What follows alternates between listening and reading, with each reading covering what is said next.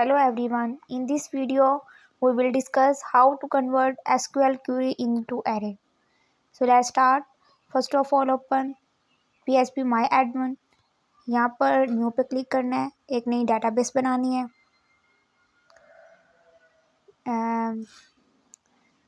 कोई भी आप इसका नाम रख सकते हैं। Now click on create. अब ये मेरी डेटाबेस बन गई है। अब हमने यहाँ पर टेबल का नाम रखना है। टेबल का नाम आप जो मर्जी रख सकते हैं।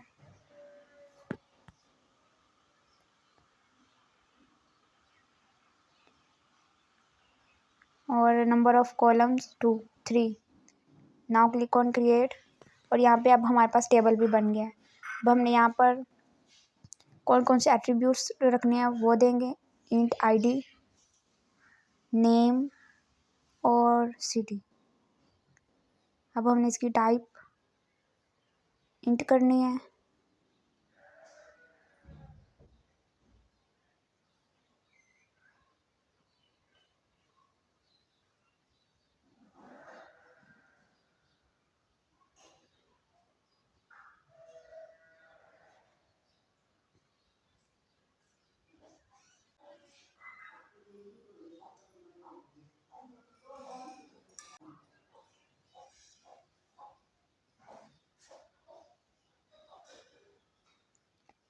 अब हमने आईडी को प्राइमरी की कर देना है।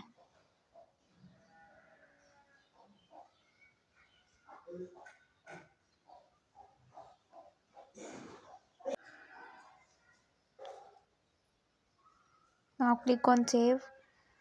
तो अब हमारे पास ये टेबल भी बन गया है। अब हमने इसके अंदर वैल्यूज इंसर्ट करवानी है।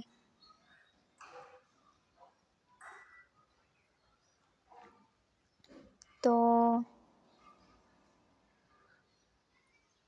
उसके लिए अब हम एसक्यूएल पर जाएंगे।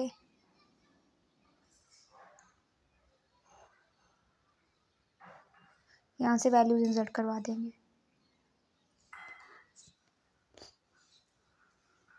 ये मैंने क्वेरी लिखी है, इंसर्ट इनटू क्लास नेम और सिटी वैल्यूज अली और सिटी एनएमएस।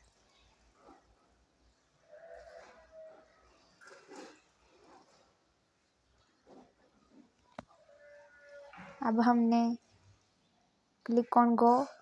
तो हमारे पास 1 रो इंसर्टेड, मतलब एक रो में वैल्यूज इंसर्ट करवा दी हैं। अब हम टेबल पर बैक जाके देखेंगे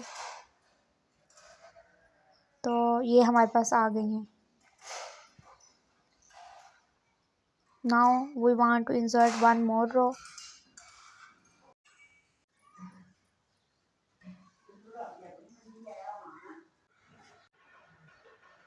तो अब हमने नेक्स्ट के लिए नेक्स्ट रो इंसर्ट करवानी है, उसके वैल्यूज पास करेंगे। नेम और सिटी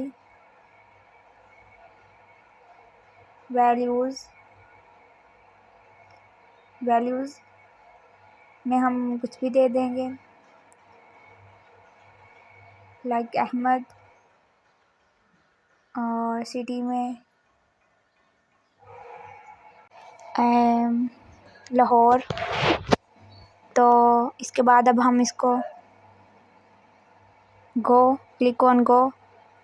तो यहाँ पर ये एक एरर आ रहा है, तो अब हम इसको सही कर लेते हैं।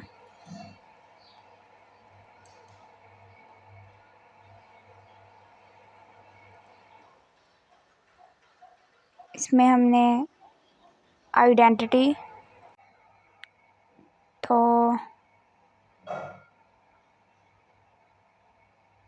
अब हम देखेंगे तो ये हमारे पास ये 2 आ गई हैं। 2 रोज़ हमने इंसर्ट करवाई थी। तो अब हम बैक जाएंगे कोड पे। ये मैंने कोड लिखा हुआ है। इसमें हमने आईडी, नेम, सिटी और सबमिट का बटन बनाया है। फॉर्म में एक्शन पास किया और PHP में मेथड इक्वल टू पोस्ट। अब इस फाइल को सेव कर लेंगे। तो अब हम एक नई फाइल बनाएंगे। इसमें हमने कनेक्शन करवा दिया है PHP का डेटाबेस के साथ। फॉर्मेट पैरामीटर्स पास किए हैं। आईडी नेम सिटी, इसको $साइन होस्ट किया है और फिर इंसर्ट इनटू क्लास जो हमने बनाई थी उसमें हमने वैल्यूज़ पास कर दी हैं। तो इस तरह से हमने ये सारा किया है। अब हम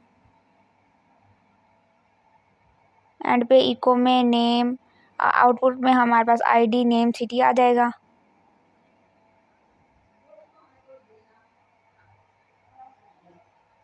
तो इसको हमने सेव कर लेना है। अब हम ब्राउज़र पे बैक जाएंगे। यहाँ पर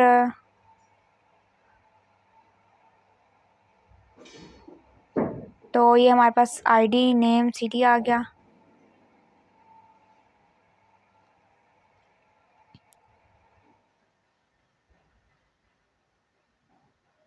ये एरर आ रहा है, इसको अब हम सही करते हैं। तो आईडी को हमने ऑटो इंक्रीमेंट किया था, उसको लिखने की ज़रूरत नहीं है। तो अब हमने इसको सबमिट करेंगे तो ये हमारे पास आ गया। ये अब हमारे पास सारा डाटा एरेज़ की फॉर्म में आ गया, first array, second array, third array, fourth array. तो इस तरह से ये सारा काम चलता है।